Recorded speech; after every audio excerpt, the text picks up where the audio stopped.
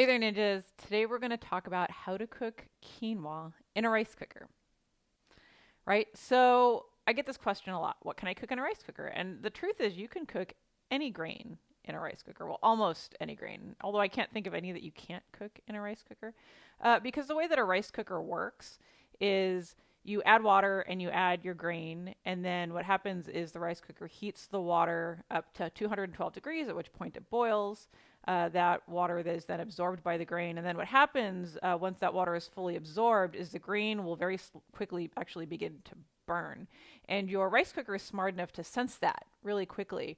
And as soon as the temperature goes above 212 degrees, which is the maximum temperature that water can reach in a regular, like non-compressed environment, it knows instantly that the water is gone and that the grain is cooked and it needs to shut off and turn to its warm mode. So rice cookers should be able to cook pretty much any grain. Like I've made all sorts of stuff in rice cookers. I've made rice, obviously, brown rice, quinoa, farro, and even some like heritage grains like kamut and teff, right? And they all worked really beautiful in a rice cooker because the way the rice cooker works, it just knows automatically when to stop cooking. Now, how long it can take varies depending on the grain, right? So like white rice cooks a lot faster than brown rice.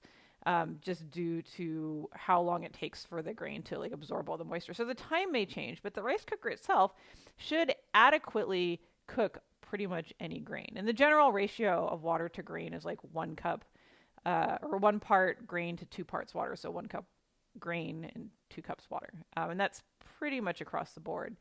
It may, your rice cooker may have some weird rules, in which case you need to read the manual because I obviously can't go over every rice cooker known to man here, but it's a really good idea to familiarize yourself with your rice cooker's manual so that you know what to expect when you cook grains in it, regardless of what kind of grain you're cooking. So when it comes to making quinoa in a rice cooker, super simple. You basically rinse the quinoa, and you need to rinse it because it has this stuff on it called saponin, which is like, it actually kind of means soap, right? It's the basis of the word soap, and it tastes soapy. It tastes kind of like a weird, icky taste, right? And so to get rid of it, super easy. You just rinse your quinoa in cool water and you put it in a sieve and you just kind of like agitate it with your hands, and you keep doing this for like 20, 30, 40 seconds, however long it takes, so that the bubbles, you'll see like kind of like a little bubbly, like lather a little tiny bit, not like super soap bubbles, but like just a little bit. And as soon as those bubbles are gone and you've like agitated and rinsed all the quinoa, then the saponin flavor will go away and you'll be all set.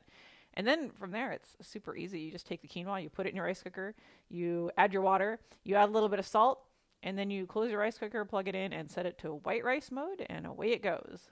There's some variations. You can actually switch it up a little bit if you want to use stock, like veggie stock or chicken stock.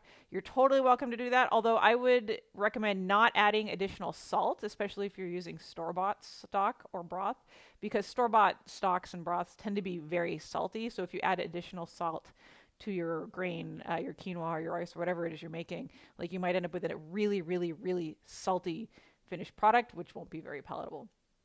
That's it. It's super easy to make quinoa in a rice cooker. And if you have any questions, go ahead and drop them below. And somewhere on this page, you will find either the tutorial that you can print out or a link to the tutorial, which you can print out, which is found on fearlessfresh.com. And I highly recommend you check out Fearless Fresh because that's the place where we take everyday folks and turn them into faster, more creative, more efficient cooks and have a hell of a lot of fun doing it. Thanks so much. Have a good one.